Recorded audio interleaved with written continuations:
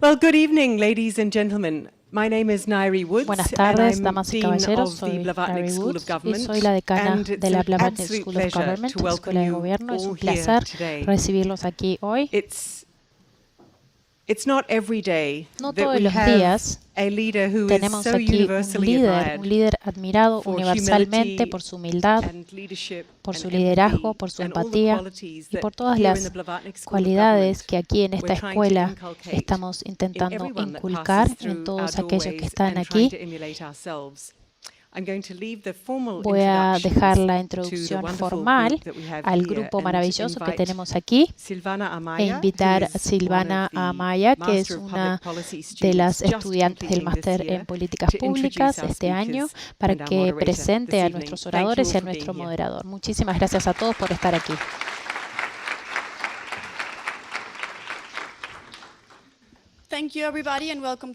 Gracias a todos. Bienvenidos a la Escuela de Gobierno Blavatnik. Es una oportunidad única de tener a esta oradora maravillosa y me voy a disculpar, voy a cambiar de idioma y hacer la introducción en español. Así que por favor utilicen sus receptores. Quiero hacerlo en español para ser más educada con Mi nombre es Silvana Amaya y soy estudiante de esta Escuela de Gobierno. Esta es una gran oportunidad de tener a este increíble expresidente de Uruguay con nosotros, Pepe Mujica. Quiero agradecer a los que hicieron posible este evento. Este es un evento organizado por estudiantes, tanto de Blavatnik School of Government como de las sociedades de Latinoamérica y la Sociedad de Uruguay. Pepe Mujica fue presidente entre el 2010 y el 2015 y ha sido un líder extraordinario para América Latina. Es difícil definirlo y es difícil describirlo.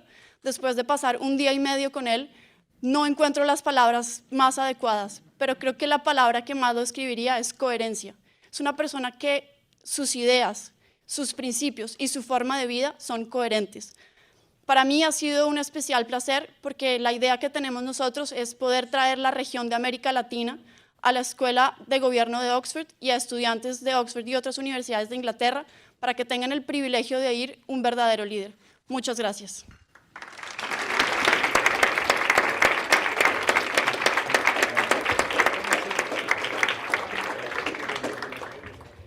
Perdón, por la emoción se me olvidó presentar a Diego. Diego es el director del Centro de Estudios Latinoamericanos, Latin American Center, y va a ser el moderador de este evento. Gracias.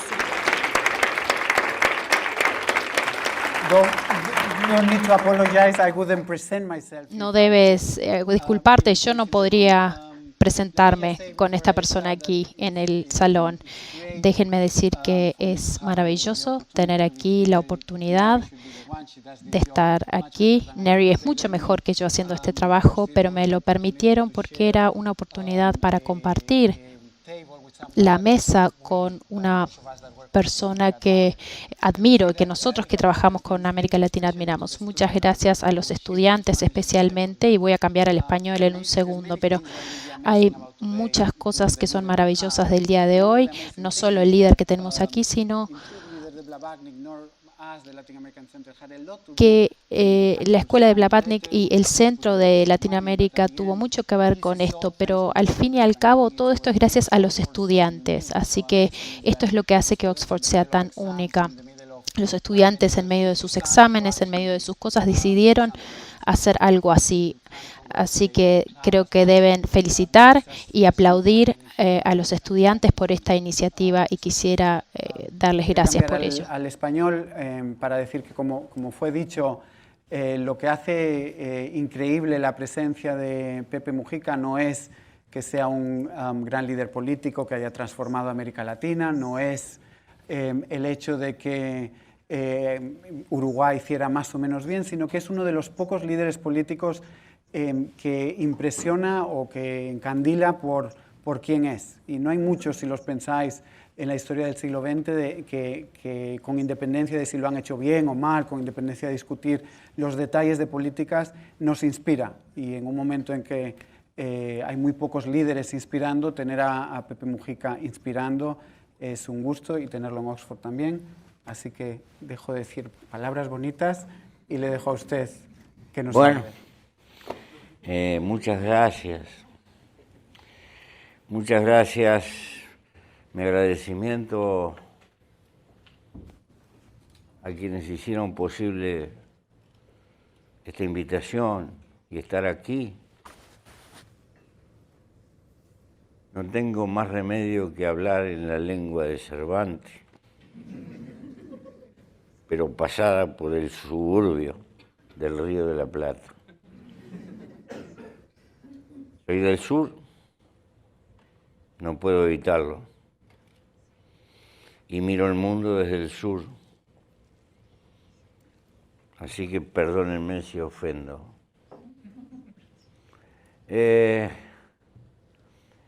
Mi agradecimiento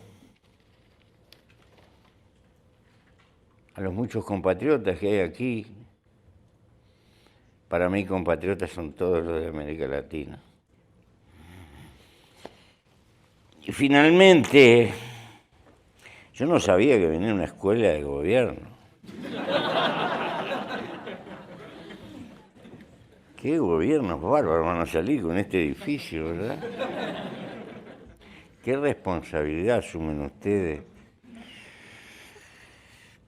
Mi experiencia de gobierno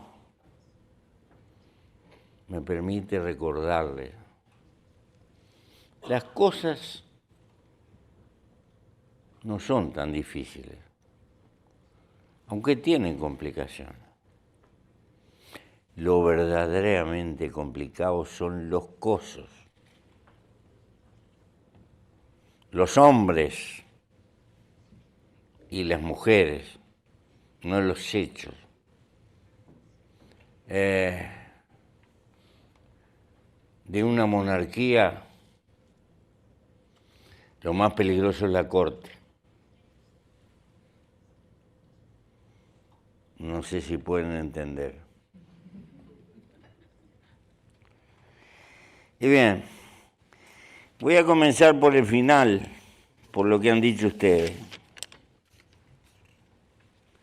No considero que la política sea una profesión. La política es una pasión, un compromiso creador. A quienes les guste mucho la plata, mejor correrlos de la política, que vayan a la industria, al comercio, al trabajo. Y esta confusión hay que tenerla claro de cuajo. No te metas en política si lo que te gusta es ganar dinero. No quiere decir que en política no haya interés. Hay interés de lo que no se compra y no se vende. Sentido del honor. Si te dan responsabilidad de elegirte, tendrías que pagar tú y no que te paguen, porque es un honor y eso no tiene precio.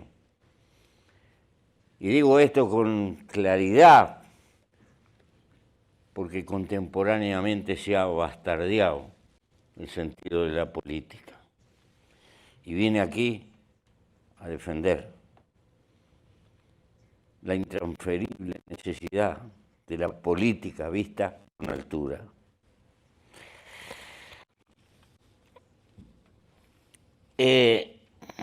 Soy republicano. Las repúblicas se inventaron en el mundo para darle un portazo al feudalismo, a las diferencias de sangre, a la categoría por nacimiento entre los seres humanos. Las repúblicas surgieron para decir que nadie es más que nadie. Ser semejante no es ser estrictamente iguales específicamente, pero es ser semejante. Y lamentablemente se nos cuelan adentro de la república cuestiones cuasi nobiliarias, educación de masa casi dependiente. Y creemos que un presidente es algo parecido a un rey y que los ministros son algo parecido a marqueses o algo por el estilo, y alfombra roja, y gente que toca la corneta, y una nube de autos, y una cantidad de gente que se gana la vida sin hacer nada adulando. Si las repúblicas son el gobierno de la mayoría, los republicanos que gobiernan tendrían que tener claro que hay que vivir con los valores de la mayoría y no de la minoría. Y creo que está hipotecada en gran medida la política porque la imagen que se le ofrece a la gente es una imagen semejante a los sectores privilegiados de la economía de nuestras sociedades, y eso no son la mayoría. El parecer, del punto de vista contable, para la economía de un país tal vez sea insignificante, pero para el alma de las masas me parece que es decisivo. Allí se pierde el pacto de confianza. La otra cosa humilde, la necesidad de vivir como se piensa, insisto, la necesidad de vivir como se piensa, porque si no tienes el coraje de atar tu vida a lo que piensas, vas a terminar pensando como vives. Y esto requiere una enorme fuerza de voluntad.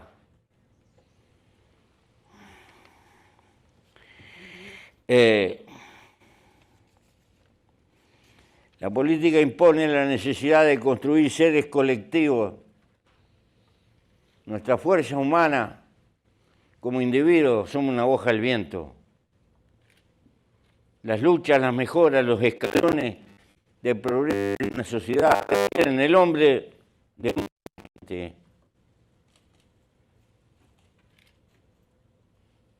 podemos estar conformes con filosofar en un café, pero construir caminos para una sociedad impone pagar el costo de construir voluntades colectivas de mucha gente.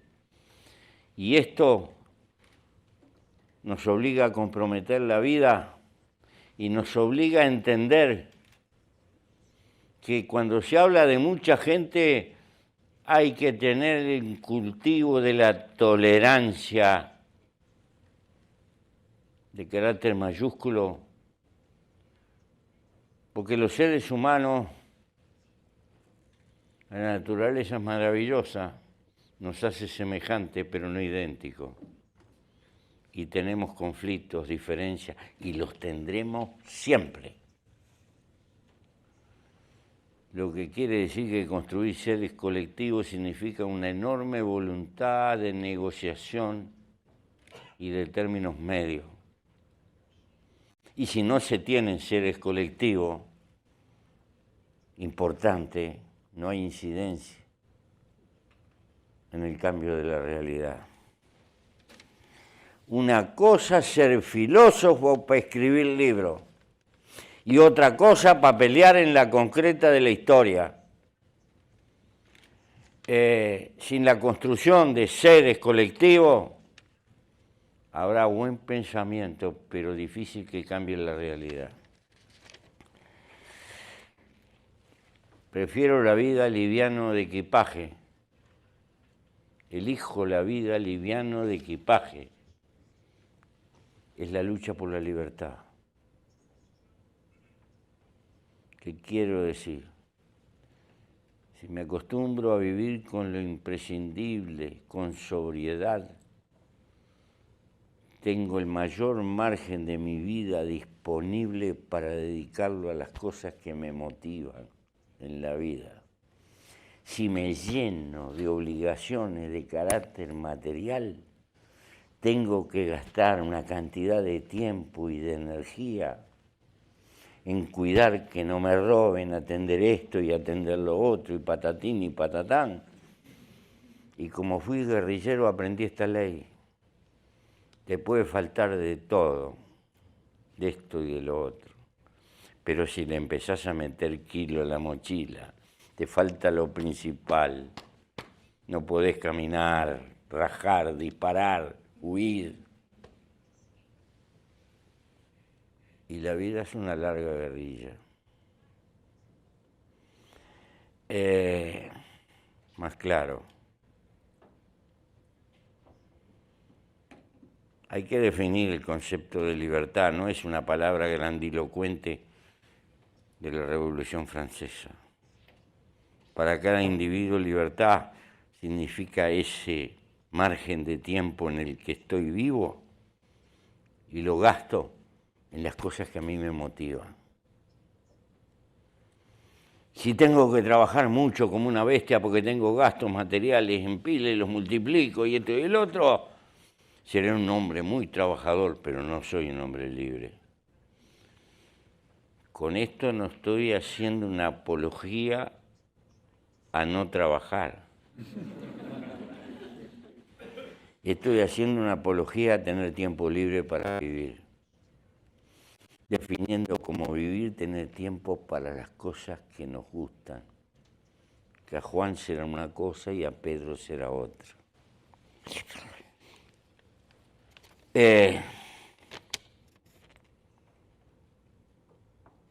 Finalmente, de todos los valores, el más importante, el que permanentemente olvidamos, estar vivo, la vida, el milagro de estar vivo, la aventura de estar vivo. Y todos sabemos que es a plazo fijo, que estamos condenados. Y andamos por la vida disparándole a la muerte.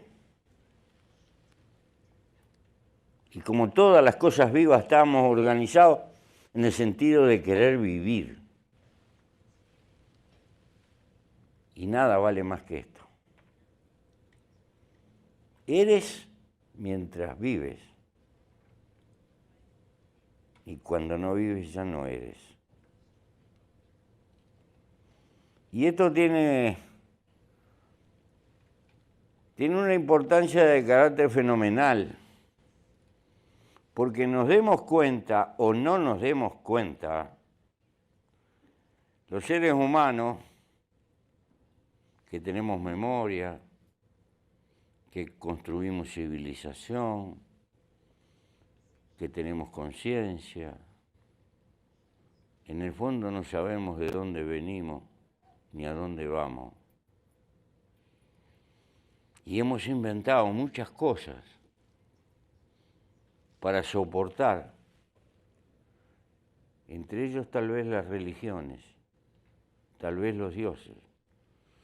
Necesitamos la promesa de los dioses y de los más allá por el gigantesco amor a la vida que tiene nuestra naturaleza. Y tal vez un señor que se va a morir, que tiene mucha plata, se le ocurrió hacer esto, porque es una manera de prolongar de alguna forma su existencia. Y el otro que no tiene plata, pero puede escribir novela, no se da cuenta, pero tal vez que quiere quedar colgado en un escaparate. Son pequeñeces ante las dimensiones del silencio mineral, es nada. Pero es el grito de nuestra pobre criatura en el marco del juego de la naturaleza. Y si estar vivo es un milagro, no podemos comulgar con esa idea de que este es un valle de lágrimas para ir a un paraíso. No, a esta altura no. Yo lo digo entre tristeza y alegría. Hay que luchar por la felicidad. y nos han reducido la vida a la competencia. La vida es competencia, es mercado. O tú me arrancás las muelas o te las arranco yo. Se le puede llamar competitividad. Todo eso. Pero la vida se nos va.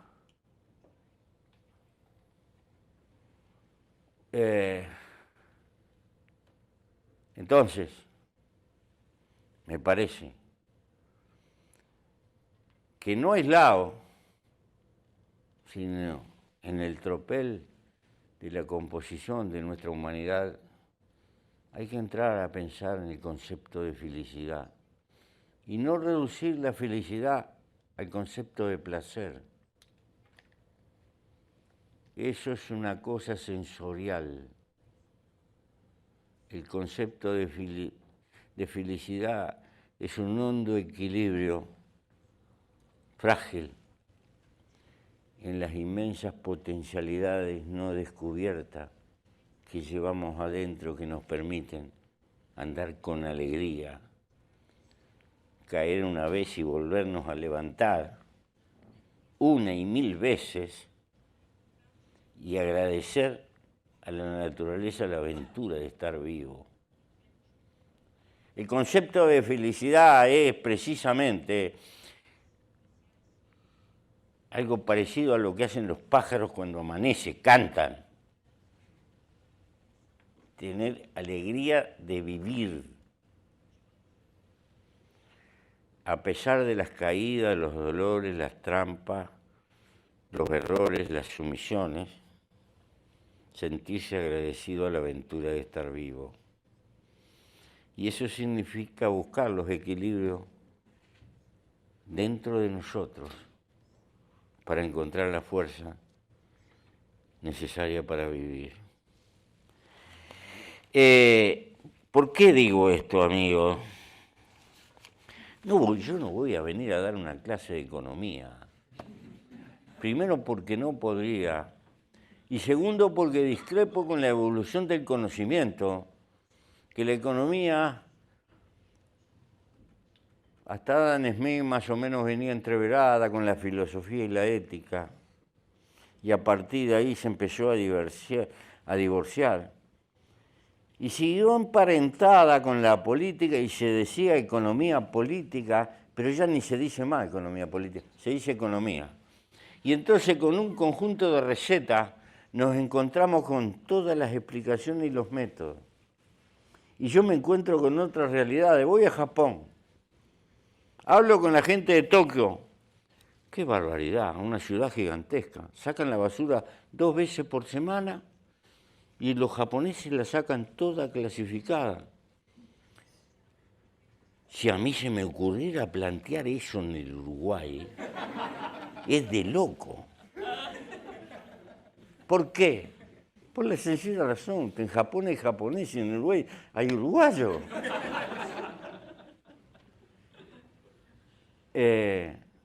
Y este es el problema que tiene la economía. Lo que funciona en un lado no necesariamente funciona en el otro. Por eso algunos se me han ofendido. Me parece que es una protociencia. No llegó a la categoría de ciencia. Pero le tengo gran respeto. Es la ciencia más hermosa en materia de autopsia. Después que pasó el desastre, nos lo explican perfecto.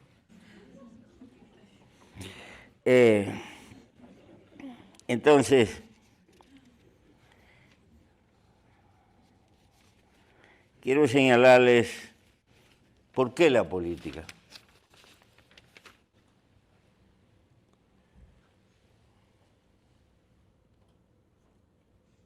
Tiene razón Aristóteles.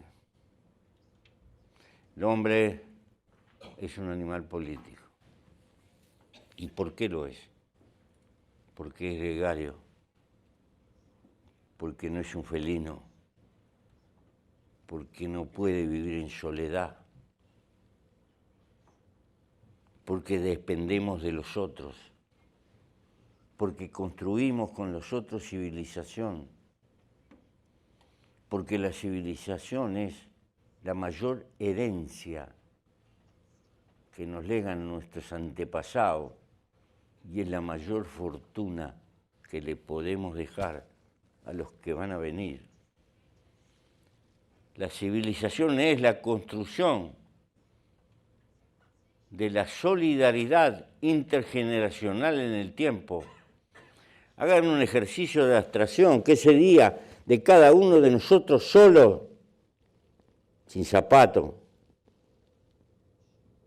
sin pilchas que ponerse para cobijarse, sin encendedor, sin luz, sin computadora, sin cardiólogo?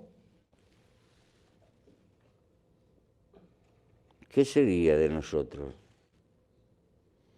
Frágiles criaturas frente a un oso o a cualquier otro animal. ¿Y qué nos hizo superiores? La solidaridad intergeneracional y el funcionamiento en equipo.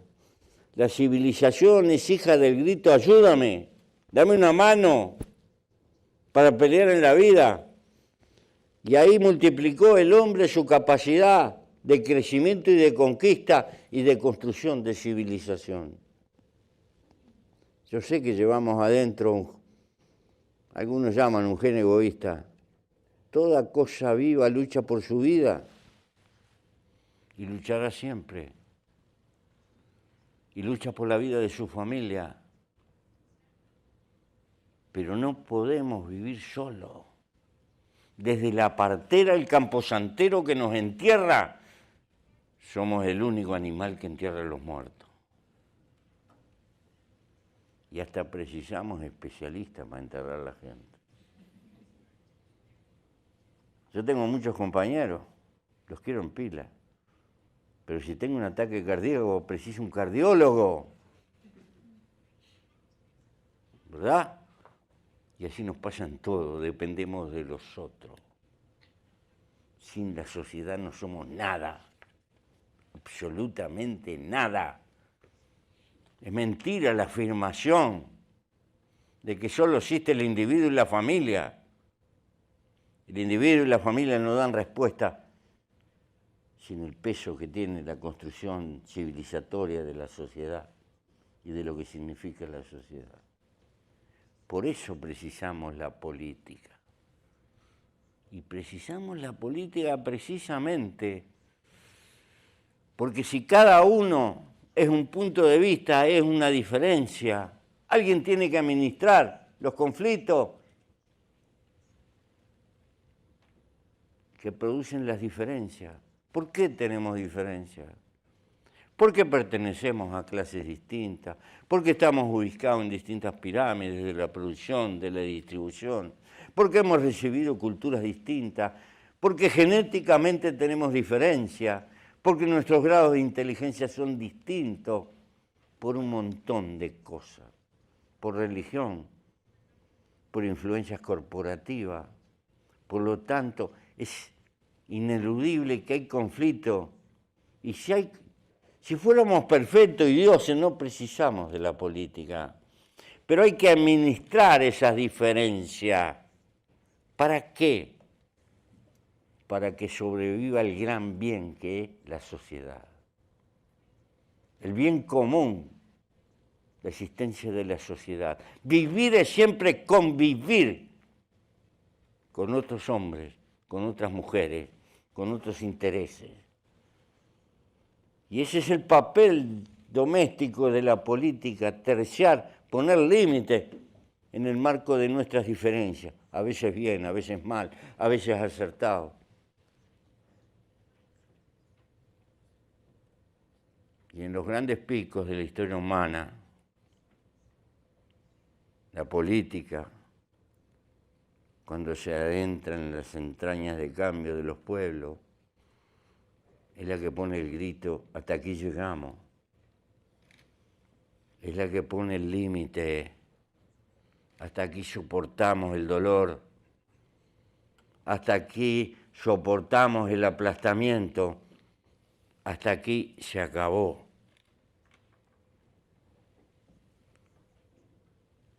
Y esos son momentos picos de la historia del hombre, también expresados por la política, de alguna forma, que nos permiten los saltos cualitativos, el más, también que nos deparan retroceso, porque la historia humana no es rectilínea.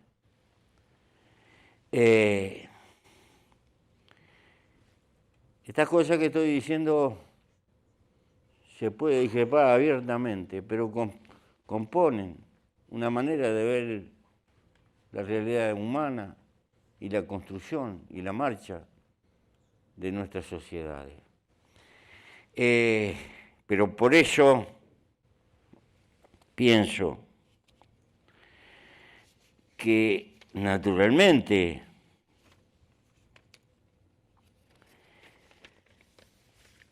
cada uno de nosotros tiene que darse cuenta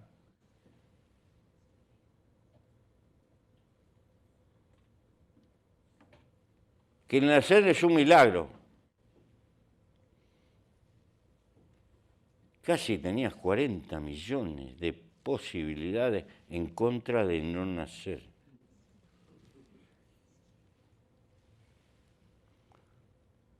Y te tocó nacer a ti.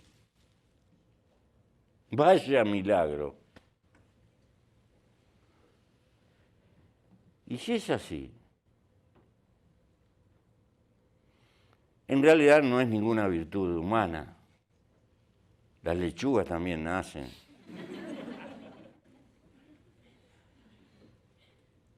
O los insectos, otros mamíferos, en fin. No. Pero la diferencia que tenemos es que tenemos conciencia y que hasta cierto punto podemos incidir en el camino de nuestra vida. Más claro. Puedes tener una vida porque naciste y porque la soportas. Y te la llevan y te la transforman.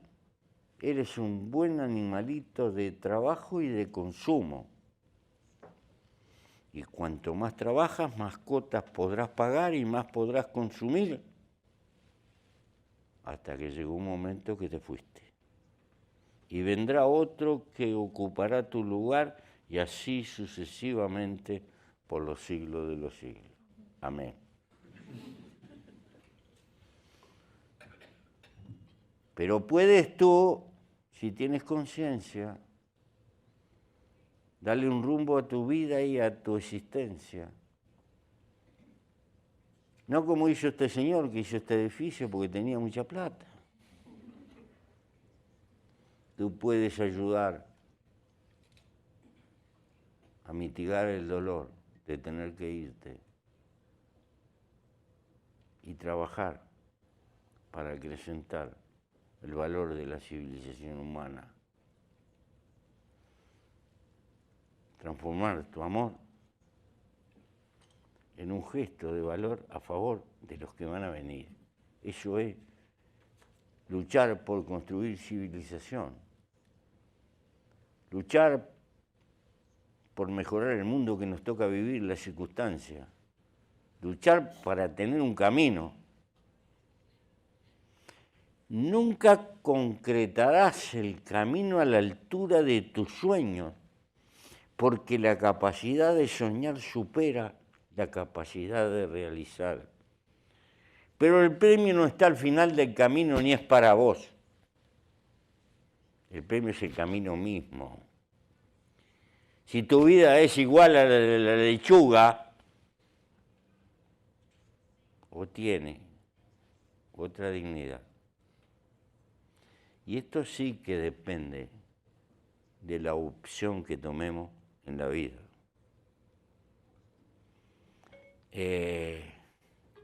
Y esto significa un desafío en nosotros. Y esto no se da por generación espontánea. Esto se da por un juego de la libertad, supone libre elección del camino. ¿Por qué les digo esto? porque cuando era joven estaba desconforme con el sistema. Y era de los que soñaba que había que cambiar la propiedad y la distribución, los medios de producción y los medios de distribución. Y en la medida que fui envejeciendo tuve que aprender algunas otras cosas. Y una de ellas es que si no cambia la cultura no cambia nada. Y que es más fácil cambiar una realidad material que una realidad cultural. Y que el hombre, en parte, puede ser también artífice y constructor de su cultura.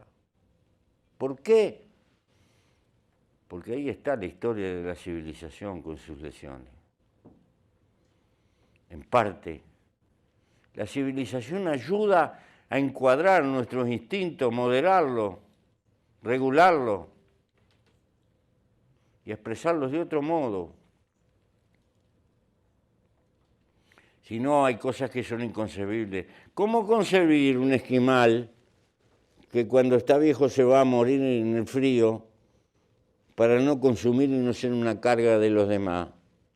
Y nosotros que somos tan egoístas como parecemos, ¿cómo se concibe que un tipo se tire en una casa que se está incendiando jugándose el pellejo para sacar a alguien que quedó adentro? Porque ni siquiera lo pensó, lo hizo. Adentro de nosotros hay un sentido de solidaridad con los otros. Es decir, la cultura puede. Pero ¿qué nos pasa? Las clases sociales tienen historia, y tienen historia en su comportamiento.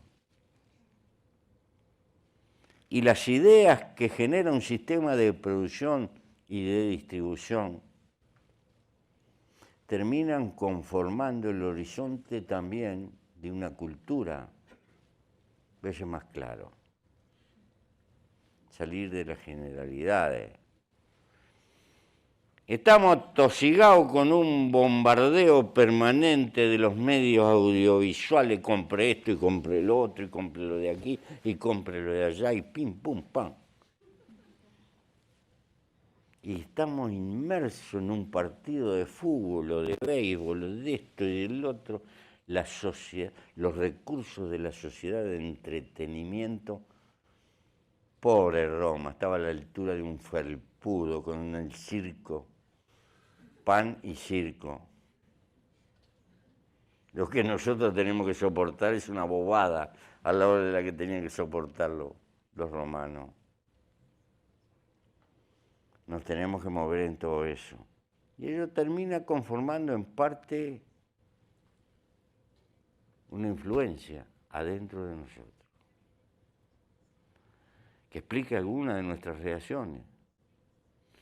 Pero ni los medios mediáticos, ni las campañas de entretenimiento, ni nada, ni el consumismo como conducta de masa, son obras del Espíritu Santo, son construcciones funcionales a la política de acumulación que necesariamente tiene nuestro sistema. Nuestro sistema ha generado esos factores culturales que son precisamente afines a la gran función de la acumulación. Este país, otro ejemplo histórico. Liverpool, la hermosa ciudad de los Beatles. Pero resulta que en una época fue el mercado donde se remataban los esclavos que se cazaban en África y que se llevaban a las 7 colonias. ¿O no? Estaré entreverado yo en la historia inglesa. Ah, era así. Sin embargo, 50 años después, cuando se empezaron a retobar las colonias, Y portentosamente parece que hubo gente en Inglaterra que se dio cuenta que esa mano de obra estaba favoreciendo a la emergente potencia, salieron a torpedear los barcos esclavistas. Un brutal cambio cultural funcional ¿a qué? Al Imperio Británico. Los imperios han construido cultura también. Cultura favorable, en el fondo. Estas cosas creo que son funcionales. Lo que quiere decir, y aquí voy al cerno de la cuestión, yo estaba retobado con el capitalismo. No tiene la culpa el capitalismo. El capitalismo es producto creador de nuestra civilización. El problema es casi civilizatorio. Hoy estamos en una coyuntura, hay una discusión de izquierda y de derecha que a esta altura me parece arcaica, porque no es solo el sistema, es la civilización. Resulta que esta civilización occidental y cristiana ni es tan occidental ni es cristiana. Tenemos un Dios que se llama mercado y todo. Nuestra vida no gira en función de la felicidad del hombre o del hombre, giran alrededor de los intereses del mercado. Yo podría tirar cifras, ustedes las manejan mejor que yo.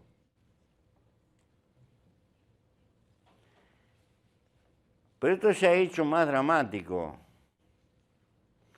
porque las clases sociales van variando su conducta porque están incididas por la historia.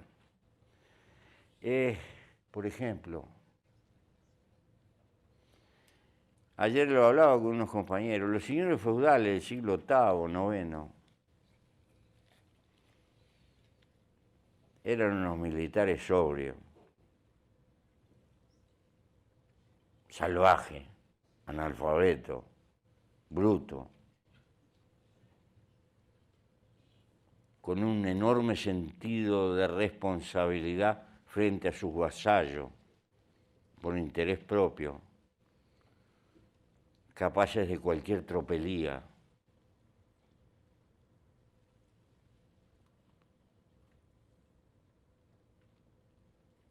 Era la época de la armadura. Poco tienen que ver esos señores feudales con los señores de la peluca que vinieron allá por el siglo XV, XVI y eso. Es decir, con el feudalismo de otra época. La burguesía, cuando surge en este país y en otro, es puritana, cuáquera, sentido del trabajo y del ahorro a muerte y de la sobriedad y de la inversión. Y odia a los feudales por atorrante, por vivir de arriba, etcétera, etcétera. ¿Verdad? Y en nuestra época, hoy, el capitalismo financiero, una expresión, se ha transformado en un elemento especulador de dimensiones colosales que nos ha transformado la economía y la vida en una timba. En una verdadera timba. Ya no estoy hablando del capitalismo productor, estoy hablando de ese capitalismo golondrina que tiene cifras que son alucinantes y que está condenando a los países. Por ejemplo, un país tiene reservas, como todos los países latinoamericanos, decimos que tenemos reservas. Tenemos un montón de plata que no podemos utilizar porque la tenemos que tener para hacer frente a la timba monetaria. Porque viene un ataque a nuestra moneda y tenemos que vender dólares o comprar dólares, porque si no aquello es insostenible. Pero no podemos utilizar la reserva en inversiones productivas para generar trabajo. No. Le llamamos reserva por rutina de carácter histórico. En realidad es un fondo timbero que tenemos.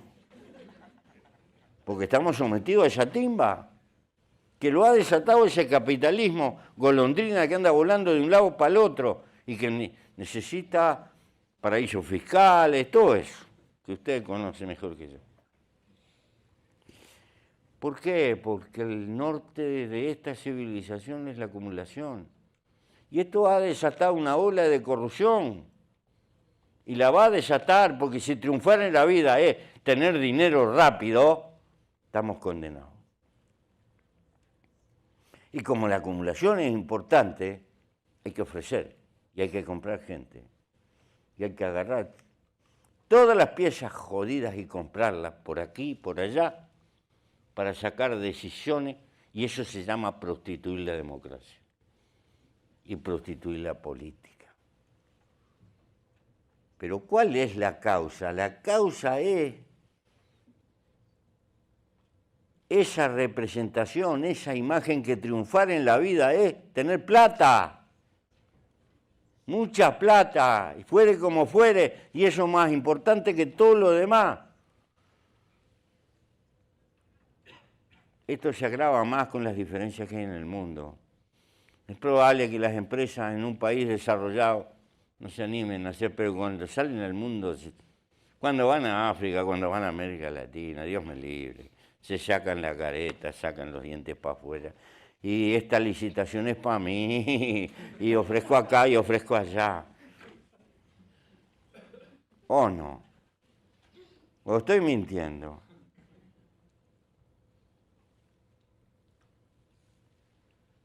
¿Y qué le pasa a los pueblos que balconean eso? Y pasa como hay cierta policía caminera que hay en América Latina, que ya le ponen tarifa a la propina que le tenés que dar para que te deje pasar. Es decir, nos pudre la sociedad. Nos termina pudriendo, no un estamento de gobierno, la conducta global de una sociedad, hacer la tuya. El triunfo está en que hagas la tuya, fuere como fuere. Yo no creo que la democracia se pueda reducir a una cuestión de votar cada 4 o 5 años. Ni menos la concentración de la riqueza de carácter excesiva en el fondo termina siendo una concentración de poder político y una deformación oligárquica. Eso no es democracia, es plutocracia. Y estamos expuestos a eso. Quiere decir que esta cuestión de la cultura y esta cuestión de la civilización tiene mucho más importancia de lo que parece. Yo lo puedo hablar esto acá, en una universidad, y me estoy preocupando de hablar estas cosas con gente universitaria. ¿Por qué? Porque ustedes van a ser los futuros proletarios del mundo. El mundo necesita gente que... La explosión tecnológica impone que para generar plusvalía, las masas trabajadoras del futuro van a necesitar formación terciaria. Inevitablemente van a pasar por eso.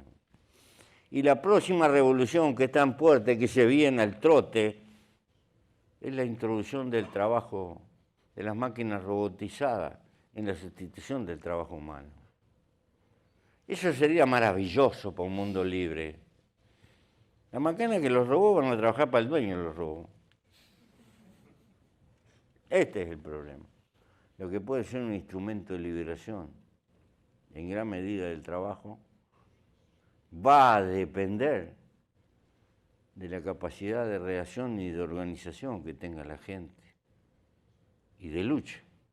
Nadie nos va a regalar la prosperidad y el avance del porvenir. Construir civilización es preocuparse de esto. Construir civilización es poner una parte de la existencia de nuestra existencia en el enfrentamiento de esas luchas por el progreso humano que me parece que están adelante, como otros lucharon por las 8 horas, como otros lucharon contra la esclavitud, como otros lucharon por el republicanismo, por el voto, por la igualdad de la mujer. Siempre los pasos adelante de la civilización fueron gestos minoritarios de gente que luchó en su tiempo hasta construir un acervo público. No creo que sea la dádiva de los dioses que en algún momento inspirado se lo otorgan al hombre. Por eso creo que el compromiso con estas cosas tiene sentido. Y habrá una humanidad un poco mejor si el piso de las universidades empieza a comprometerse en estas cosas, porque tiene la responsabilidad de la inteligencia. ¿Es posible la construcción de un mundo mejor? Si es posible poner un tractorcito en Marte y manejarlo que dé 2 años, ¿cómo no va a ser posible construir un mundo mejor? ¿Que tiene dificultades? Sí, no tengo duda que tiene brutas dificultades, terribles dificultades. Pero si no lo es, tampoco escapamos de la muerte, pero luchamos por prolongar nuestra vida todo lo que podemos. Para vivir hay que tener causa. Hay que tener una causa por vivir. No vivir por accidente de un espermatozoide que hizo la aventura de fecundar un óvulo. Tener una causa es buscarla en el horizonte de nuestra conciencia y de nuestros dolores colectivos como sociedad.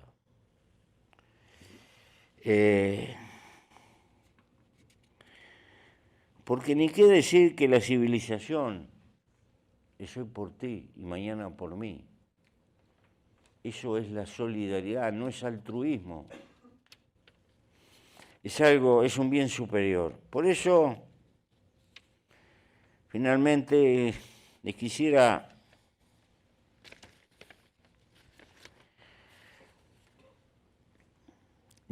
transmitir alguna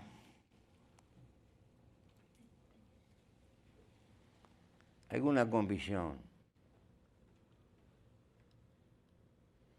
Había una vieja película que tuvo mucho éxito, Rebelde sin causa. Justamente. El defecto era que no tenía causa. Pero uno no se puede resignar. O el hombre no nació para la resignación, sino es un animal conquistador. Un mono raro que salió tal vez de África y entró a caminar, y en virtud de poder construir familias, equipos, tribus, animal claramente socialista, pero no como entendemos nosotros el socialismo. No hay ningún cazador primitivo que se le ocurriera que el ciervo era de él, o que la heredad donde cazaba era de él. Tenía bien claro que eso pertenecía al conjunto. Por eso digo socialista. Y sabía por su edad que su deber era cazar y compartir con los niños y con los viejos lo que tenía. Fue así. El 90% de nuestra existencia arriba del planeta vivimos en familias más o menos grandes, en banda, sin que lo mío y lo tuyo nos separara. Lo que somos hoy es una construcción de la historia. Animal socialista que la historia lo hace capitalista. Con la aparición de la mercadería, pero que lleva adentro la vieja criatura que está agazapada dentro de nosotros como tantas cosas, porque tenemos un genoma que es casi el mismo y una memoria biológica ahí. Después hay una conducta etológica superpuesta y hay una explosión formidable, más moderna. Somos un animal complicado. Lleva un abuelo o un bisabuelo que seguramente pasó mucho tiempo alrededor del fuego, que fue cazador. Y hoy este hombrecito tiene estufas para mitigar y como no tiene leña, le ponen unos leños con gas para engañarse. Y tiene macetitas en los apartamentos porque necesita algo, ¿verdad? Y hace jardincito. Y dicen que cuando va al supermercado que anda con un carro es remeda el cazador. Y cuando va al fútbol grita porque necesita una tribu. En fin. Todo eso y mucho más somos. No se debería hablar en profundidad en política sin gastar algún añito en las ciencias del comportamiento humano. Que nunca crean que el hombre solo es razón, o que toma las grandes decisiones de su vida razonablemente. ¡Pah! ¡Qué bollo sería si fuera así! Pero si tú analizas tu vida particular, te vas a dar cuenta que más de una vez tomaste decisiones capitales sin que jugara la razón. ¿Por qué te enamoraste de aquella piba en una esquina y viceversa? ¿Verdad? Bueno, así y muchas cosas en nuestra vida. Somos mucho más complejos. La ciencia del comportamiento tiene mucho que ver con conocer ciertas claves de la política. La gente también cuando elige por ahora, y ojalá que haya otra humanidad, una parte es con la cabeza, otra parte es con el bolsillo, pero muy frecuentemente con el bobo.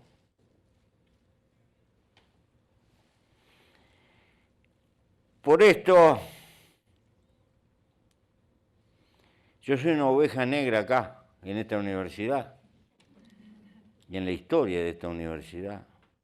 Soy antimonárquico, soy republicano, anticolonialista, tengo todos los defectos. Pero admiro la cultura.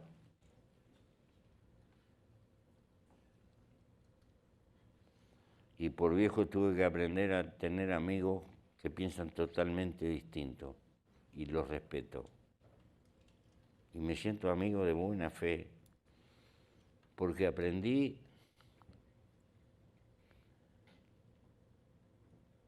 que el aprender a convivir significa aprender a respetar las diferencias.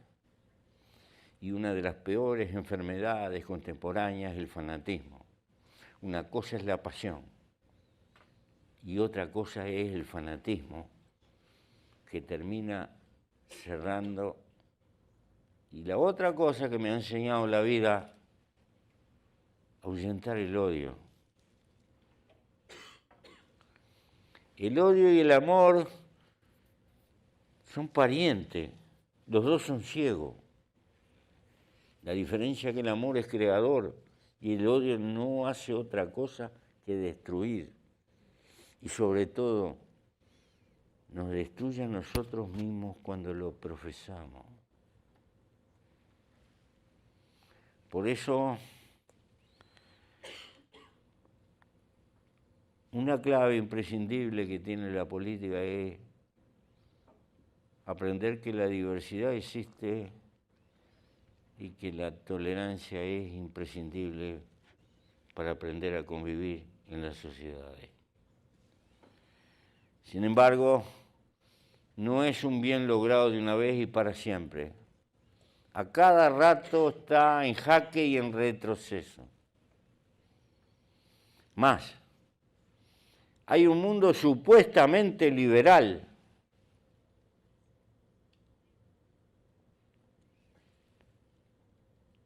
Yo no puedo discrepar con el ideal del liberalismo, por el contrario. Mi discrepancia es la mentira que tiene el liberalismo de ofrecer las condiciones de un mundo maravilloso que después no ejecuta. Pero si algún día hay un mundo mejor, es no sepultando el liberalismo como filosofía de vida, sino multiplicándolo. Ese es un bien a partir del cual hay que construir y no retroceder, porque eso es perder civilización. Y el liberalismo enseña, desde el punto de vista político, el valor que tiene la diversidad, la tolerancia, el convivir y el no creerse el dueño, el ombligo del mundo o el dueño de la verdad absoluta y relativa. Sin embargo, esto permanentemente está en disputa y permanentemente está amenazado y permanentemente está negado en los hechos por los portavoces más paniagudos del propio liberalismo. Si no, no se entendería la conducta en general que el grueso de los medios mediáticos tienen en el mundo, que no tienen nada de liberales. Exactamente. O son liberales para un lado, pero no para el otro. Por todas estas cosas, y muchas que dejo en el tintero, hagan algo, no se queden quietos.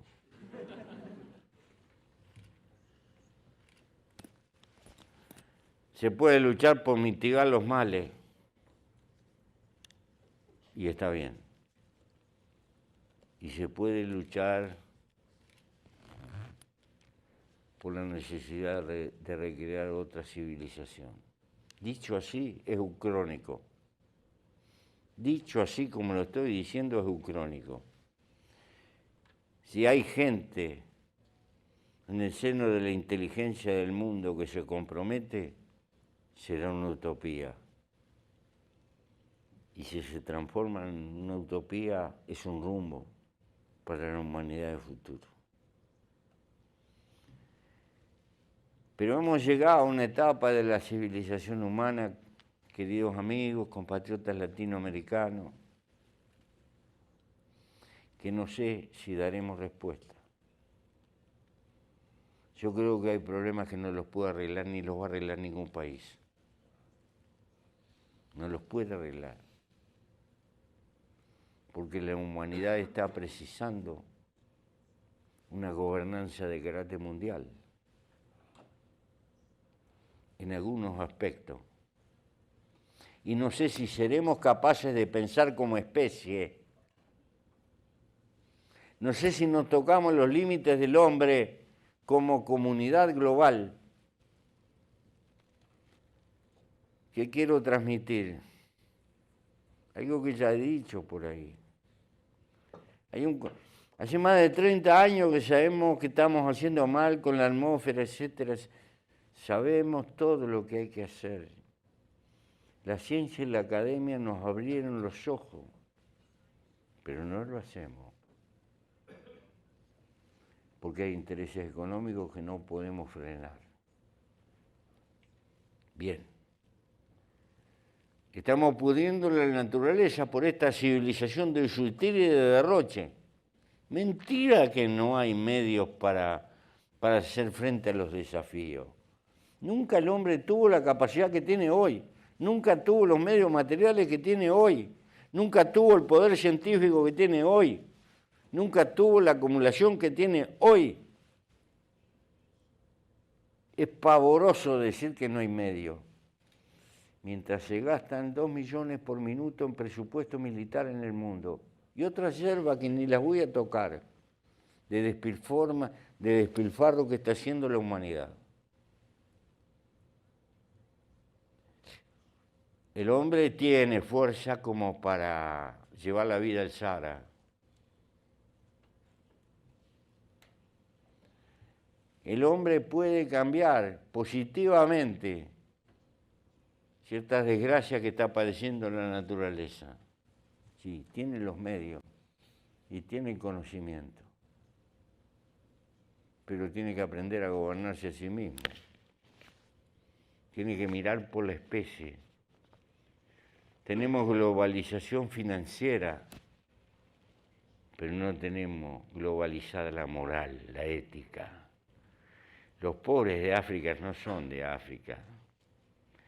Las mujeres que no tienen agua en kilómetros a la redonda no son de África, son nuestros. Los que se están ahogando en el Mediterráneo son nuestros. Son el precio de los pecados coloniales. Son las heridas de la historia de nuestra propia humanidad. ¿Hay que luchar por cambiar esa civilización tan egoísta y cruel o no?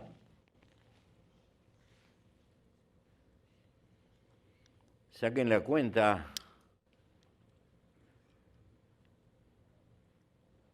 Saquen la cuenta el despilfarro de comida que hacemos en el mundo.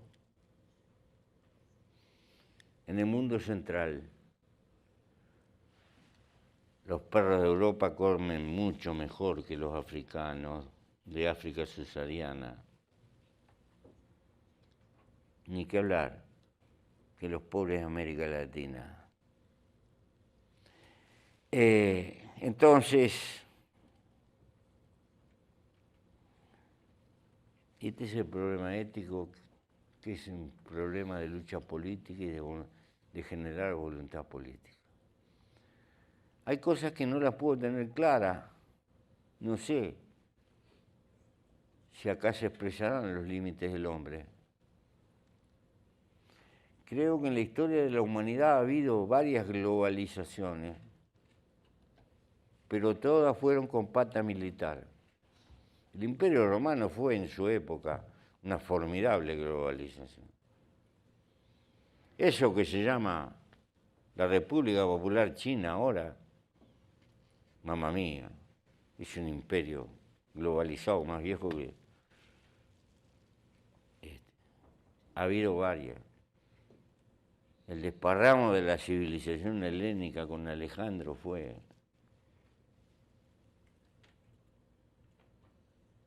En fin. Pero no puede pensarse en una globalización militar, en un gobierno militar del mundo. Necesitaría un acuerdo fundamentalmente de grandes potencias, y ustedes están en una. Hay una responsabilidad de los países centrales, en parte coautores de esta civilización, y responsables en parte de esta civilización.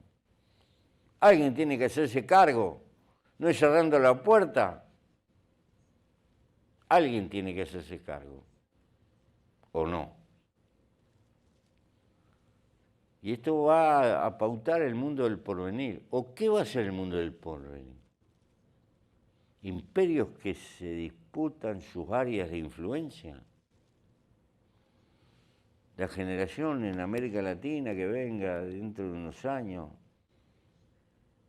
que haga balances entre el imperialismo amarillo y el imperialismo yanqui, cuál fue más cruel o cuál fue mejor.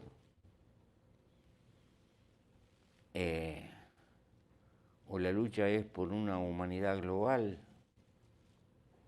de valores globales, con una ética común, con ciertas políticas mínimas comunes. En fin. Einstein decía, si quieres cambiar, no puedes seguir haciendo lo mismo. Seguir haciendo lo mismo es conformarnos con lo que tenemos y creer que democracia es votar cada 4 o 5 años y después calentarnos un poco cuando nos suben el precio de la electricidad o del combustible, pero seguir. Lo otro es sentido de responsabilidad y luchar por cambios en este mundo. Así como los países centrales tienen una enorme responsabilidad en lo que pase, porque son los que cortan el bacalao o pueden cortar el bacalao si son capaces de enfrentar al capital financiero. Si se van a dejar dominar como hasta ahora, que viene una crisis de la subprime o de la especulación de esto y el otro, no va casi nadie en cana, no pasa nada, y le dan vuelta la manijita echando moneda y que banque toda la sociedad, estamos jodidos. Ahí estamos jodidos. En ese caso, los responsables van a ser ustedes. ¿Sabe por qué? Porque ustedes van a representar el sector inteligente de la sociedad. Ustedes han pagado el tributo de ser universitarios y como ustedes miles, los universitarios se van a multiplicar por miles en el mundo. Y una cosa es que los pobres analfabetos los encandilen con espejitos de colores. Y otra cosa es que ustedes se sometan por las mieles de la sociedad de consumo. No sé lo que será el futuro. Y puedo estar muy equivocado, terriblemente equivocado. Pero yo no vengo hasta con lo que cuesta mover mis huesos, adularlos. No. Vengo a tratar de picanearlos para que se den cuenta en el mundo que les toca vivir y puedan descubrir un sentido a una parte hermosa de su existencia. Gracias. ¿Preguntas? Sí.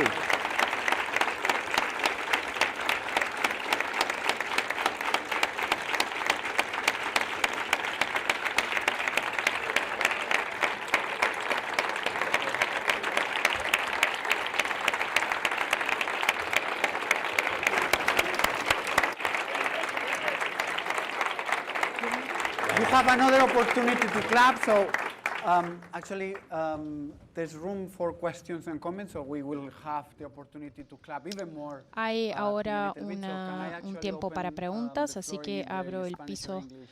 para preguntas. If you can identify who you are, that would be great. Yes. Si se pueden presentar, sería. Sí, claro.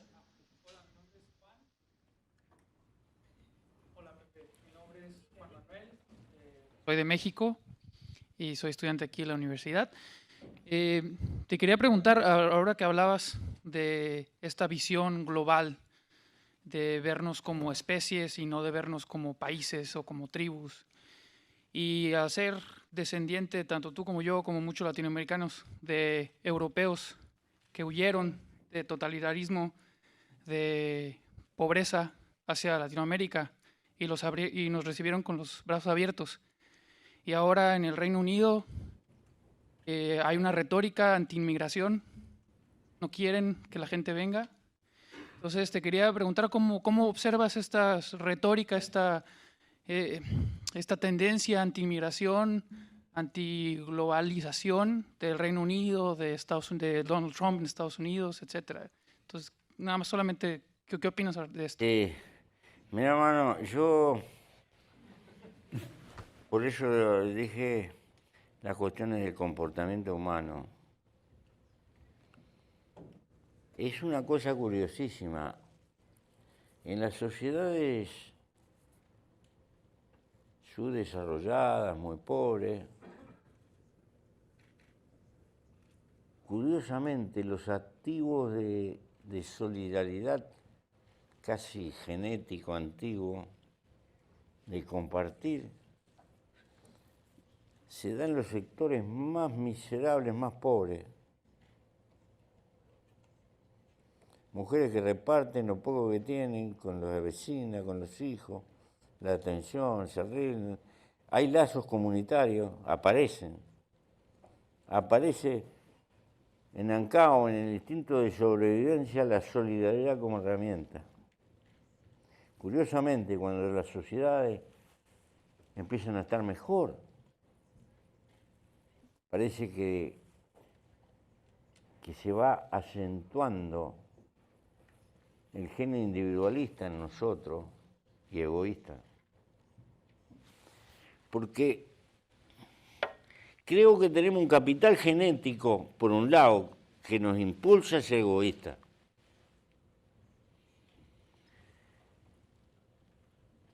Puede ser cierta parte de la definición de joven, un hombre de esta casa. Bueno, de acá al lado, de hace unos años. El hombre es el lobo del hombre. Sí. Pero esa es una aplicación teórica excesivamente reaccionaria que termina transformando el Estado en responsable de la seguridad individual, porque la vida es una selva. Está. Después está la visión de Robespierre. El hombre no es corrupto, pero es corruptible. Y en base de eso viene la prevención, la justicia y todo, y caer en un Estado autoritario. Parecería que somos las dos cosas, que tenemos una dualidad. Tenemos por un lado el egoísmo, y por eso viene un sentido de la cultura, y por el otro tenemos el sentido de construcción de solidaridad. Tenemos una lucha dentro de nosotros mismos.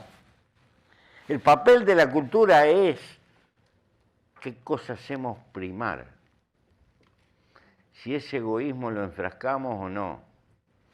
Curiosamente, en las sociedades capitalistas contemporáneas superabundantes, se va afirmando cada vez más el individualismo. Los pobres tienen la culpa de ser pobres porque algo no habrán hecho, por falta de estímulo, por falta de preocupación, porque son atorrantes, por esto y lo otro, todo lo que quieran. Y hay mil barreras. En este caso también los europeos blancos, y eso no quieren compartir con... Ayer le sirvieron las de color para traerlas de sirvienta. Las tuvieron fregando pisos y todo. Y todavía alguna aventura haciéndole a algún hijo si podían, de clandestino y todo lo demás. Y lo usamos todo lo que pudimos. Pero ahora nos estorban, no los queremos. Hay que reconocer que es un retroceso civilizatorio brutal, doloroso. Lo que me afirma más que el problema no es de crecimiento económico. Acá no puedo reducir el lomo al lomo económico. No, el lomo es cultura también. El lomo es civilización y eso hay que cultivarlo y hay que trabajarlo. Si no estamos fritos, si nos dejamos llevar por ese egoísmo que nos ahoga, desemboca en esto. Casi hay un conjunto de partidos nacionalistas en Europa que están negando el progreso humano, pero no solo que están negando, en el fondo están apuñaleando a Europa. Porque si hay una cosa que surge claro, es la vejez demográfica de Europa. Europa por sí sola se llena de viejos. La seguridad social del futuro va a ser un problema. ¿Por qué? Porque otra cosa del comportamiento humano es que cuando mejoramos el nivel económico, la tasa de natalidad decrece. Y hace rato que Europa tiene un nivel económico interesante con el Estado amortiguado, y entonces no tiene hijos, tiene penas. Los hijos parece que son la bendición de los pobres. En la conducta de la mujer pobre tener hijo es dejar de ser cualquier cosa, es pasar a ser madre. Aunque no lo sepa instintivamente, es una autodefensa. Hay algunos estúpidos que se creen que solo abre las patas. No se dan cuenta que hay un yo que la está empujando. Ser alguien en un mundo machista, la que tiene consideración es la mujer que es madre. Pero eso son penurias del mundo pobre y desgracias del machismo del mundo pobre. En el mundo rico sigue habiendo machismo y eso se manifiesta de otra manera. Ojo, no me como la pastilla. Pero se manifiesta el asunto distinto. Entonces, te sintetizo. Creo que este es un producto de la etapa en que está una conducta social como la que señalé de los cuáqueros y de los señores feudales. Acá se está incentivando ese egoísmo de creer que si compartimos nos vamos al... Y está colaborando también el problema religioso.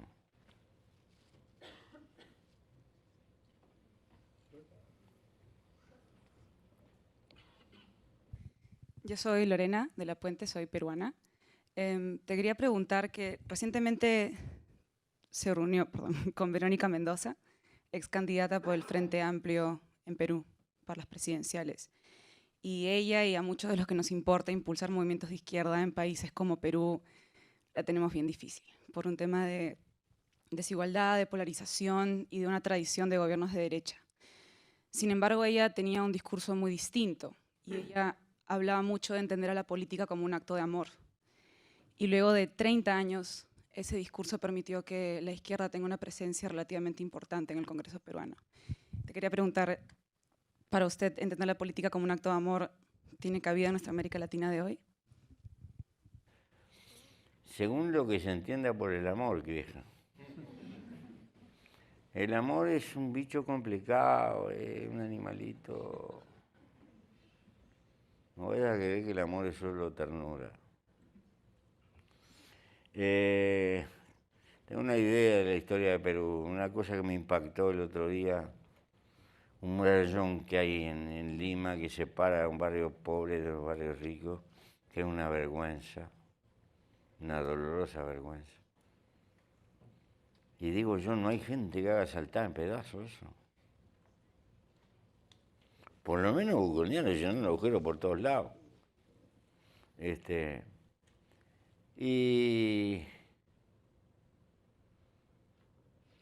Pero creo que eso que se llama el Frente Amplio, lo que planteó que... A mí me vinieron a sacar una foto, no a Keiko, pero no recomendaba a quién había que votar, pero recomendaba a quién no había que votar.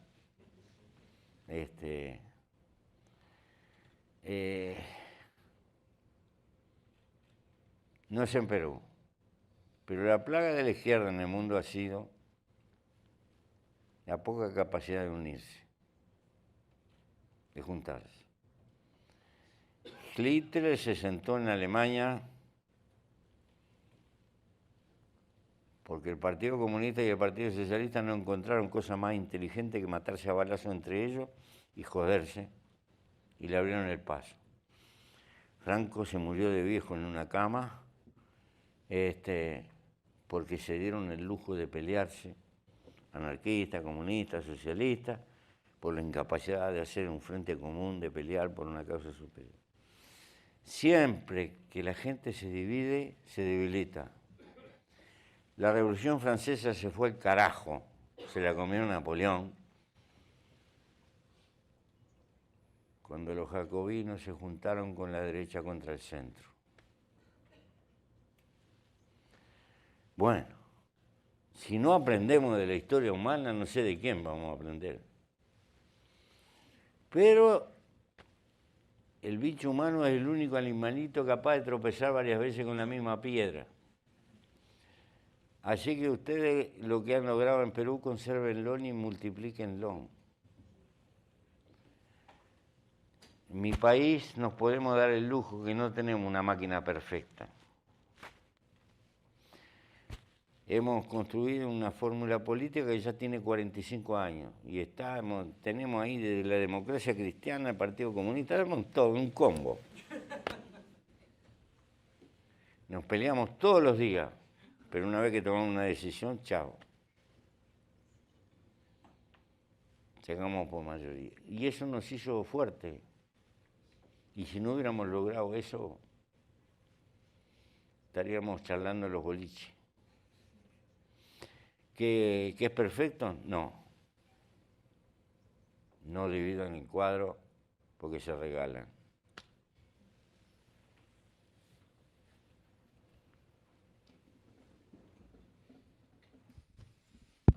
Hola Pepe, muchas gracias por tu presentación. Suscribo prácticamente todo lo que nos has dicho. Estoy de acuerdo con lo que nos has dicho. Y en ese contexto te quería preguntar, ¿cómo lo hacías tú mientras fuiste ministro de Estado, mientras fuiste presidente? ¿Cómo lo hacías para congeniar, armonizar tus idearios, tus ideas, tus ideales con la práctica política diaria, digamos? ¿Cómo lo hacías para congeniar tus ideales con la toma de decisiones, con las presiones que recibías, con los intereses que debías enfrentar? ¿Cómo lo hacías para congeniar esos dos aspectos?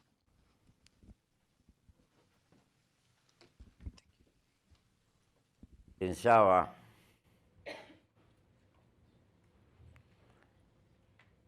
dónde había estado, por lo que había luchado, y me parece que aprendí esta cosa. Dentro de lo posible, tratar siempre de favorecer el interés más general y sobre todo que engloba a más cantidad de gente. Nunca es lo ideal, pero hay que tener un sentido de justicia redistributivo en todo lo que se hace. Primero luchar por arrimar algo más al más débil. Segundo, si la sociedad está organizada de determinada manera, no matar la gallina de los huevos de oro. Buscar que la gallina siga poniendo huevos. Para que siga poniendo huevos tiene que comer.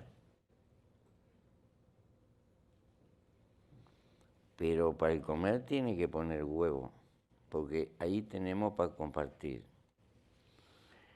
Pero esa es una lucha permanente. Nunca va a estar conforme con el maíz que come la gallina. Siempre va a querer comer más. Y ahí te jode, porque los huevos te salen muy caros. ¿Qué te quiero decir? El apetito de una clase social propietaria nunca la vas a saciar. Tenés que dejarlo engordar y comer, pero no tanto. Pero no tanto. Si lo querés condenar al hambre, no va a aceptar el hambre y se raja. Y te deja un agujero peor que el que tenía, porque tenés menos para repartir. Eso te crea una desconformidad con los tuyos, a los que querés favorecer, porque le parece que es poco. Y con el otro también, porque el otro cree que le está sacando mucho. Ese es el arte de la política, hermano. Nunca pidas lo que no te pueden dar.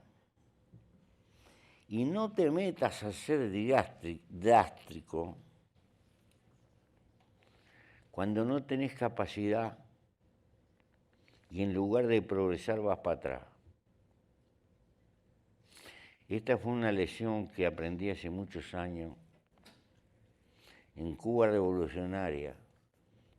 Llevaba un año la revolución cubana y habían 2 años y habían nacionalizado una fábrica de fertilizantes nuevita, que los técnicos eran yanquis y se habían rajado. Y la estaba manejando un abogado de 24 años, la fábrica. No sabía ni dónde estaba parado. Por eso la fábrica bajó la producción y se fue al carajo. Era un desastre. ¿Te das cuenta? ¿Por qué? No te metas a nacionalizar y a confiscar para tener menos.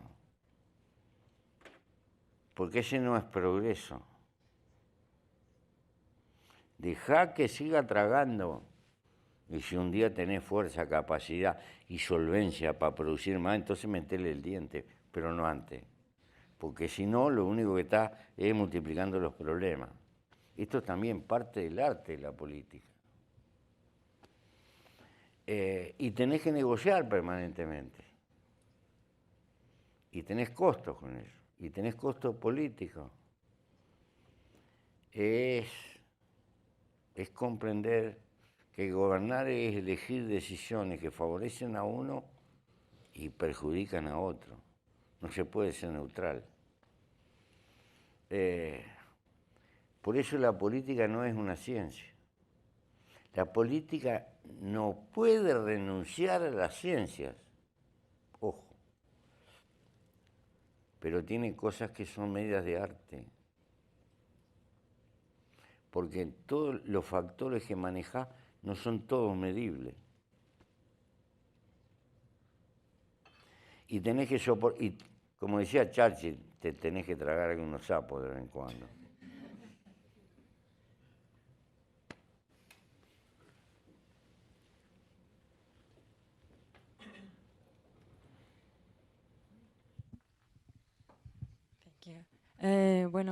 Me gustaría agradecer delante de todos el apoyo que vienes dando a los brasileños que están sufriendo un golpe jurídico, mediático, parlamentar. Y tan pronto esto fue adelante, Pepe Mujica fue allá y dio mucho apoyo a la gente para que siga en lucha. Y pues estamos siguiendo con esta batalla que está siendo bien difícil. Y pues bueno, cambiando el tema, me gustaría mucho saber tu opinión en relación a este nuevo movimiento que está aconteciendo en Cuba, ¿no? Esta nueva conexión con el gobierno estadounidense y hay gente que tiene unas perspectivas que el capitalismo va a empezar a ser el sistema predominante y ¿cuál es tu opinión sobre todo eso? Gracias. Mira,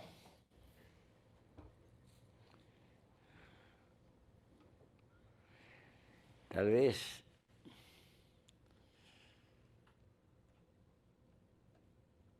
lo más central,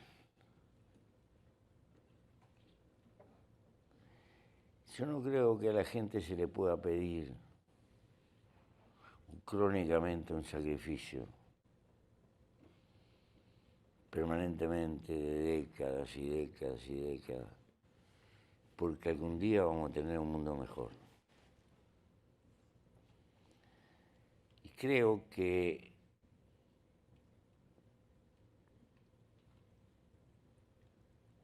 hay que construir, que hay momentos de sacrificio inevitables en la vida, pero que siempre hay que ambicionar de que la gente transcurra lo mejor posible en los años de su vida. Esto en relación a lo que te decía del amor a la vida y de lo hermoso de la vida. Entonces, me parece que Cuba tiene que correr esta aventura tratando de mejorar los ingresos materiales de muchas cosas elementales que su pueblo precisa. Y que no se le puede pedir indefinidamente al pueblo cubano que se sacrifique, se sacrifique, se sacrifique. No hay derecho. No hay derecho. Entonces, que tiene un riesgo, seguramente que tiene un riesgo. Y lo deben de haber calibrado. Yo creo que hacen una apuesta que se pueden equivocar o no. Y la apuesta es la siguiente. El grado de conciencia y de cultura que tiene el pueblo cubano es el más alto de América Latina. Y tiene alguna cosa conmovedora. Cuba tiene pilas de defectos. El peor defecto es la chamboneada agrícola que se mandaron. Como campesinos, productores, la chambonearon. Y eso le multiplicó las dificultades. Pero tiene una cosa hermosa. Ha sembrado cultura y conocimiento en cantidad. Y tiene un montón de médicos desparramados por el mundo. El grueso de esos médicos mandan la plata para Cuba.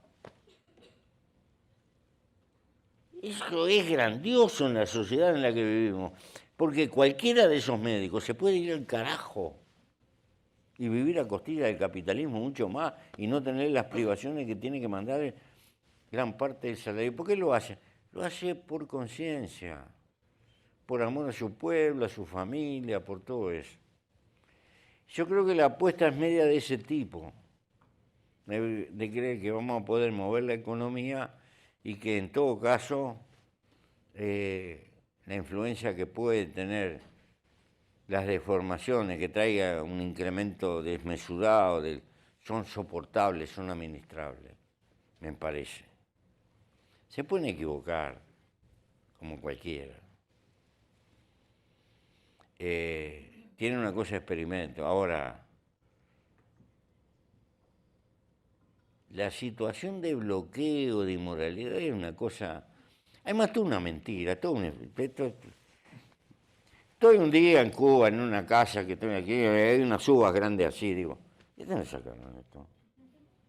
Porque yo conozco algo de agricultura. Esa uvita no puede ser de Cuba.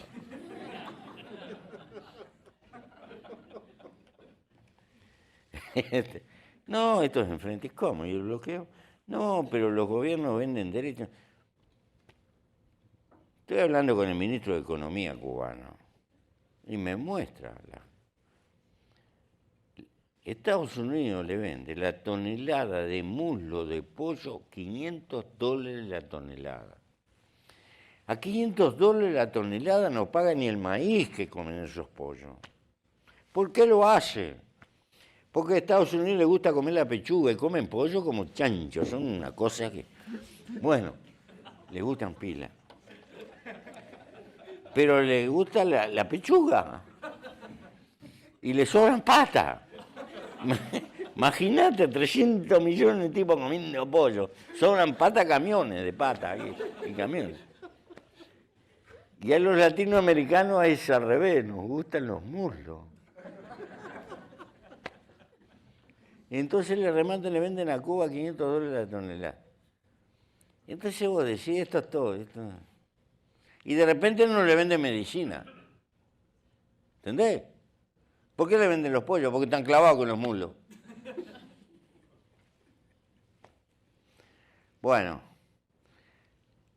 yo creo que había que aprovechar esa oportunidad y yo hice lo que pude de dar una mano, siempre aconsejé y eso. Me parece que es racional y bajar los decibeles de las tensiones. Pero me parece que el pueblo cubano tiene una riqueza intelectual y un acervo que es importante. Si sobrevive o no sobrevive, yo no tengo la bola de cristal.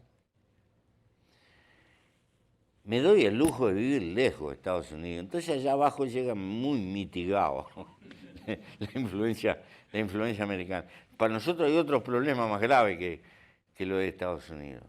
Pero bueno, sé que hay gente intelectual, particularmente de izquierda, que está desconforme en el mundo con el paso que dio Cuba.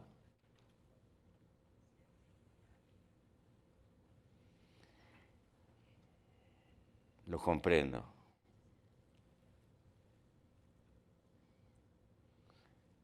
Pero no participo de la cosa, porque vi al pueblo cubano apartando las piedritas de los granitos de arroz porque estaban viviendo con el arroz que le regalaba Vietnam, el arroz de descarte, y pasaron sacrificios que son. Y me parece humano de que busquen una coyuntura que les permita mejorar en cuestiones elementales que precisan. Al fin y al cabo, alguna vez pensamos que la revolución era llegar al paraíso, un arco de triunfo, y que todos los problemas estaban arreglados a partir de ahí. Era una utopía juvenil. Nunca van a estar arreglados todos los problemas ni nada por el estilo. Lo único que hay es una larga marcha por el progreso humano. Las revoluciones no son tan maravillosas que arreglen todos los problemas de la humanidad. Son saltos imprescindibles cuando el dolor le hace decir a un pueblo no aguanto más. Pero no le pidamos a las revoluciones lo que no pueden dar. Por eso, discrepando a veces por las medidas de la agricultura y por esto, siempre defendí la revolución cubana. Y no soy partidario de la dictadura del proletariado ni nada, porque por historia, aunque cuando era joven pensaba que sí. Después resulta que la dictadura del proletariado se me transformó en la dictadura nomás, qué joder. Qué joder. Entonces, no, pará. Y creo que la democracia tiene pilas de defectos, el peor es la plutocracia. Pero no por tener defecto hay que tirarla a la basura, hay que pelearla para mejorarla. Si no, vamos para atrás. Me temo que no, perdón. Pero, desde que la política no es una profesión, sino una pasión, hasta vivir la pasión de forma directa, creo que hemos aprendido montones, pero sobre todo que hemos aprendido en un momento clave, que es al final de curso, algo que debíamos haber aprendido a lo largo de todo el tiempo, pero es una oportunidad única. Quería aprovechar también para agradecer a la traductora. Hablábamos ayer, no debe ser nada fácil traducir a alguien como Pepe Mujica. I hope everyone in English understood. I can promise you have missed a lot. Espero que hayan entendido todo lo que dijo el señor Mujica. Repito, debemos a los alumnos y por tanto quería acabar dándole la palabra a uno de ellos. Bueno, muchas gracias a todos por venir. Gracias, embajador López Fabregat, por venir hasta Oxford. Estudiantes, académicos, profesores, tanto de la Universidad de Oxford como de otras universidades que vinieron hoy. También agradecer a Blavatnik School of Government por dar lugar a este evento y al Latin American Center por colaborar en tantas maneras con este evento. También quería agradecer al Latin American Society, en la figura de sus dos presidentes, Silvana Maya y Andrés, y a la Oxford Uruguayan Society, quien su presidente Gerardo Cafera le va a hacer entrega de un título de miembro honorario al senador Mujica. Muchas gracias.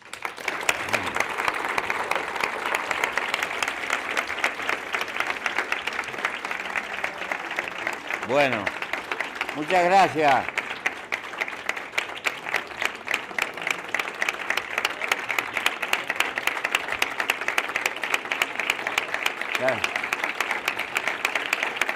Muchachos, por suerte estas cosas me agarran viejo. Si me agarran con la edad que tienen ustedes, capaz que me lo creo. La vanidad es un malo que envenena toda huerta. Es preciso estar alerta manejando el azadón, pero no falta el varón que la riega está en su puerta. Dice un poema gaucho de un Atahualpa Yupanqui. Todo es provisorio. Les quería un poquito de historia en mi lenguaje. Yo, entre las aventuras, tuve varios años preso en una cárcel de presos comunes. Y como teníamos la intención de irnos, de la cárcel.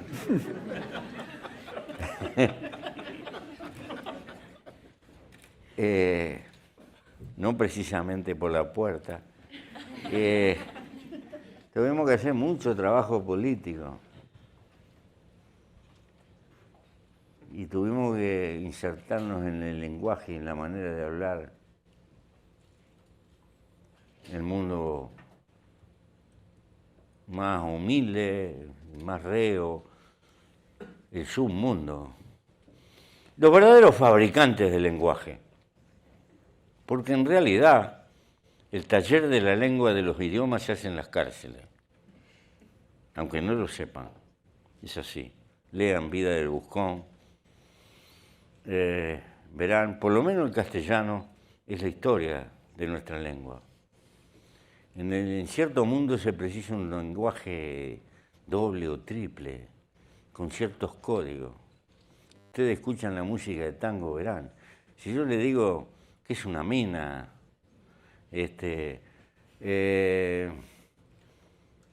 miles de palabras que están introducidas surgieron de las cárceles, de los lugares más humildes, del doble lenguaje, hasta que se transformó en poesía y ahí se entra a oficializar. Para entenderme con ese mundo fuimos desarrollando esa lengua y después nos gustó y nos quedamos con ella. Y nos fuimos de las cárceles un par de veces. y aprendimos cosas con esa gente muy humilde. Aprendimos muchas cosas.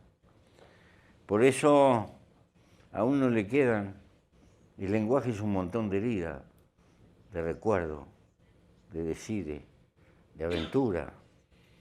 La lengua no es inerte, la lengua es constructora y padece nuestra historia, en lo personal, en la historia de los pueblos. En principio era el verbo, sí, y es la palabra, el instrumento más maravilloso de la conciencia humana. No lo olviden, nos comunicamos con palabras. Siempre intenten expresar sentires. Gracias, muchachos.